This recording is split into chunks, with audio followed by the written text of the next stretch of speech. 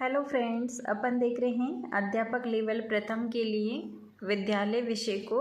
और इस कड़ी में हम हिंदी सब्जेक्ट को अभी पढ़ रहे हैं और इसमें हम शब्द ज्ञान के जो टॉपिक्स दिए हुए हैं, संज्ञा, सर्वनाम, विशेषण, क्रिया, क्रिया विशेषण, इनको हम पढ़ चुके हैं। और शब्द ज्ञान के अंदर ही ये 5 टॉपिक दे रखे थे, तो सबसे पहले ये कंप्लीट कर लिए हैं। और आशा करती हूँ कि आपने इन क्लासेस को सीक्वेंस से देख लिया होगा।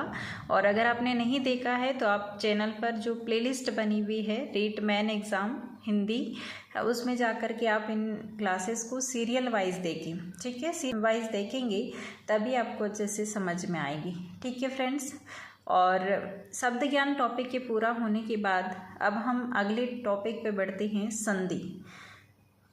ये जो टॉपिक है आपका बहुत बड़ा होता है देखा जाए तो, लेकिन अगर हम इसको शॉर्ट में पढ़ेंगे तो है कि ये 5-7 क्लासेस में पूरा हो जाएगा।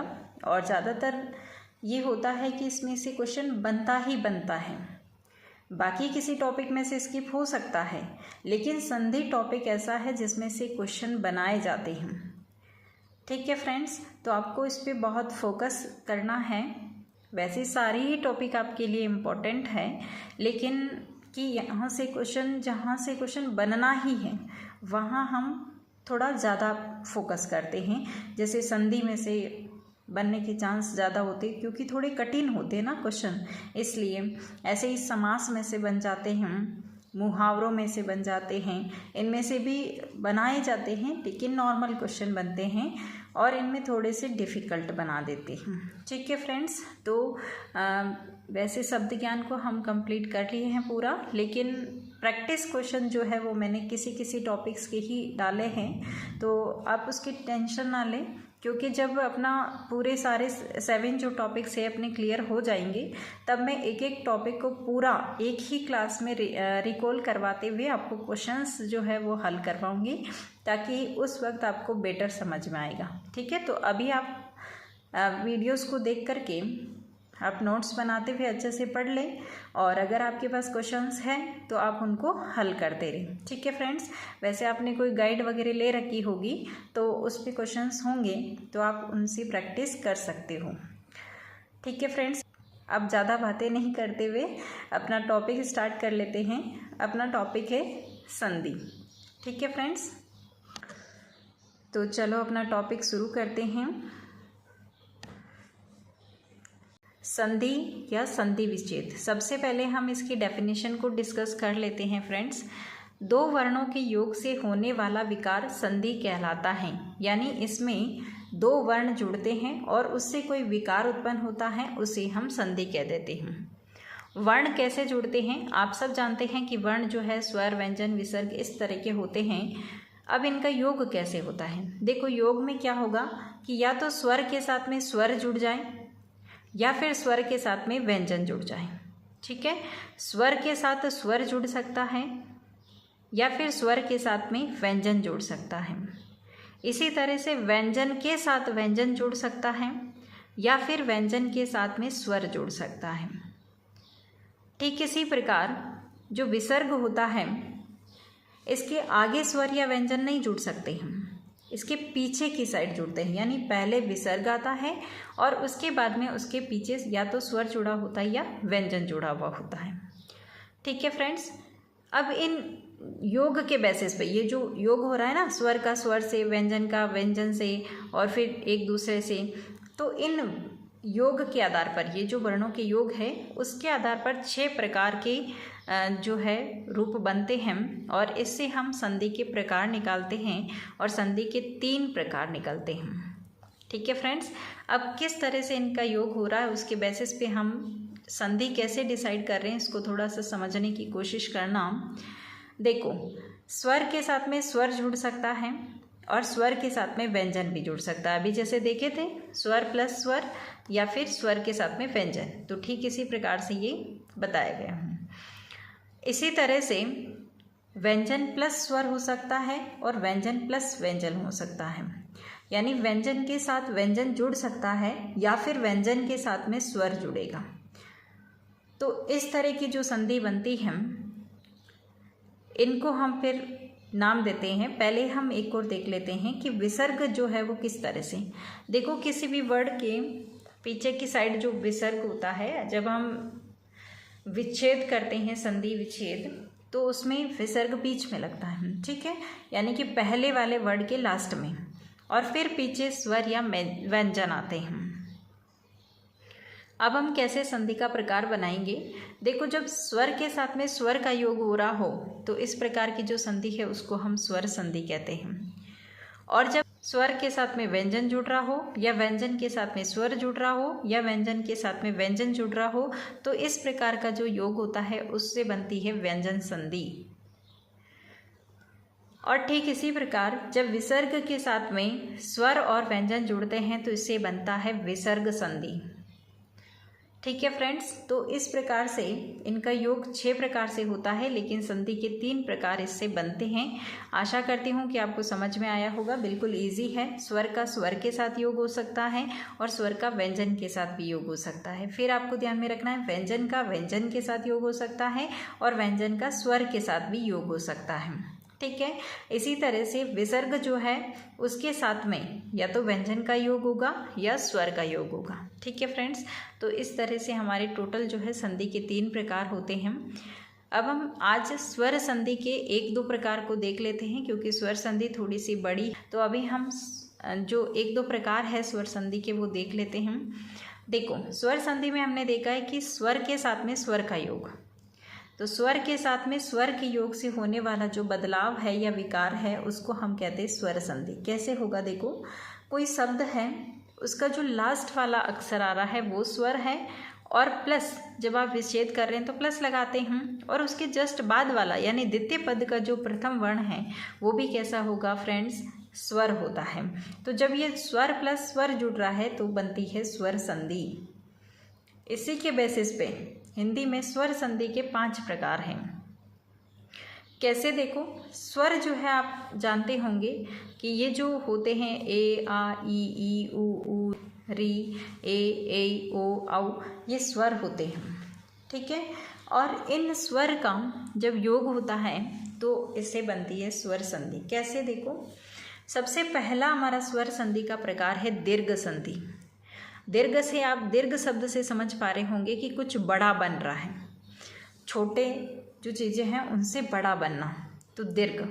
जैसे ए प्लस ए मिलकर के बनेगा आ, इसी तरह से ए प्लस आ मिलकर बने आ प्लस आ भी आ प्लस ए भी ए।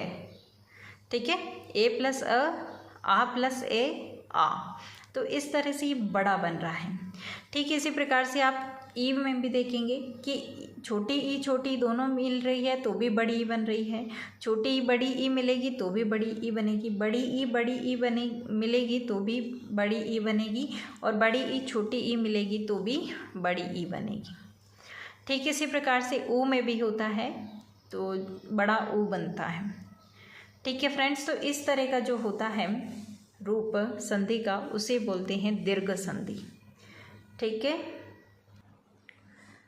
अतः यदि ए या आ कोमा ई या ई तथा उ या उ अपने सजातीय स्वर से योग करते हैं, यानी अपने जैसे ही स्वर से योग करते हैं तो अपने दीर्घ रूप में बदल जाते हैं, इसे हम दीर्घ संधि कहते हैं।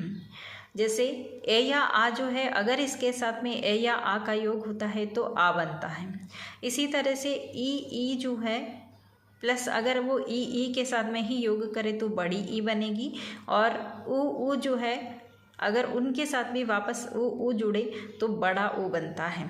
और इस तरह से जब रिलेशन आ रहा हो तो आपको वहाँ पे दीर्घ संधि करना है। ठीक है फ्रेंड्स, तो आशा करती हूँ कि आपको दीर्घ संधि समझ में आई होगी। अब हम इसके एग्जाम्पल्स देख लेते कुछ, और फिर हम नेक्स्ट पार्ट में इसके जो बाकी 4 प्रकार है उनको हम पढ़ लेंगे। ठीक है फ्रेंड्स, तो 2 क्लासेस में आपकी ये स्वर संधि पूरी होंगी, यही बड़ी है। उसके बाद में हम व्यंजन संधि और विसर्ग संधि को पढ़ लेंगे। ठीक है फ्रेंड्स, तो अपन इसके एग्जाम्पल अभी देख लेते हैं।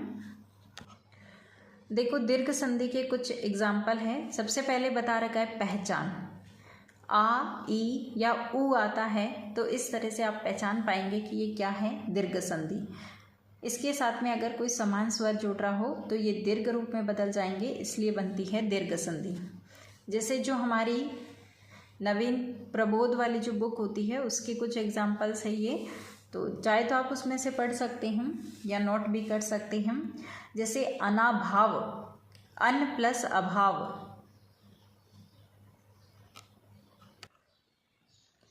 इसी तरह से भोजनालय, भोजन प्लस आले, विद्यार्थी, विद्या प्लस अर्थी। यहाँ पे देखो अन्न, अ पीछे आ रहा है लास्ट में, ए प्लस ए का योग हो रहा है। इसी तरह से भोजनालय, भोजन यानी भोजन प्लस आले, तो यहाँ ए और प्लस आ यानी बड़ा आ बनेगा भोजनालय। विद्यार्थी, विद्या प्लस अर्थी, विद्या आ रहा पीछे और प्लस अ, तो आ और ए का योग हो रहा है। तो इस तरह से जब विच्छेद हो रहा हो तो आपको ये ध्यान में रखना है कि कौन सी संधि होगी, दीर्घ संधि। ठीक है फ्रेंड्स, तो ये कुछ एग्जाम्पल है, आप इनको नोट कर सकते हैं।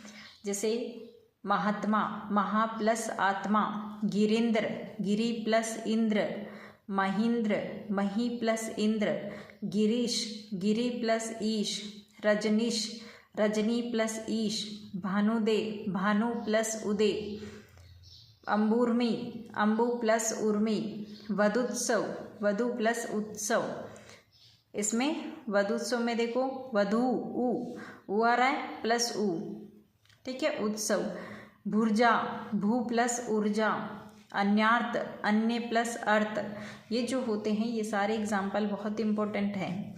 कुछ और एग्जाम्पल जैसे कवितावली, कविता प्लस अवली, छात्रावास, छात्र प्लस आवास, कारावास, कारा प्लस आवास, कारागार, कारा प्लस आगार, हिमांशु, हिम प्लस अंशु, सुधांशु, सुधा प्लस अंशु, रत्नावली, रतन प्लस अवली, पुरावशेष, पुरा प्लस अवशेष, गीतांजलि, गीत प्लस अंजलि, रामायण, राम प्लस अयन, अभ्यारण्य, अभ्य प्लस अरण्य, चमुत्तम, चमु प्लस उत्तम, वार्तालाप, वार्ता प्लस आलाप। ठीक है फ्रेंड्स, तो इस तरह से जो है आपके इसके एग्जाम्पल्स आपने देख लिए होंगे और आशा करती हूँ कि एग्जाम्पल से आपको और बेटर समझ में आया होगा। ठीक है फ्रेंड्स, तो ये थी अपनी दीर्घ संधि और आशा करूँगी कि आपको अच्छे से समझ में आ जाएगी। ठीक है फ्रेंड्स, बहुत ही शिद्दत से आप पढ़िए, सफलता ज़रूर मिलेगी। और जो भी आपके पास गाइड वगैरह हो उसमें से आप अदर सब्जेक्ट्स जितने भी हैं आपके उनको भी पढ़ते रहें, जैसे साइको है और अदर जो भी सब्जेक्ट है आपके उन सब को पढ़ते रहे। जीके भी आपके आता है, तो इस तरह से आप जो है सभी सब्जेक्ट को साथ लेकर के चले और इसके साथ साथ ही विद्यालय विषय को भी परफेक्ट बनाते जाएं। ठीक है फ्रेंड्स, तो अब हम नेक्स्ट पार्ट में इसके स्वर संधि के जो बाकी प्रकार बच गए हैं 4, उनको हम डिस्कस कर लेंगे। देन उसके बाद में हम व्यंजन संधि और विसर्ग संधि को पढ़ेंगे। ठीक है फ्रेंड्स, तो आज की क्लास में इतना ही फ्रेंड्स, मिलते हैं नेक्स्ट क्लास में। तब तक के लिए thanks for watching this video. जय हिंद, वंदे मातरम।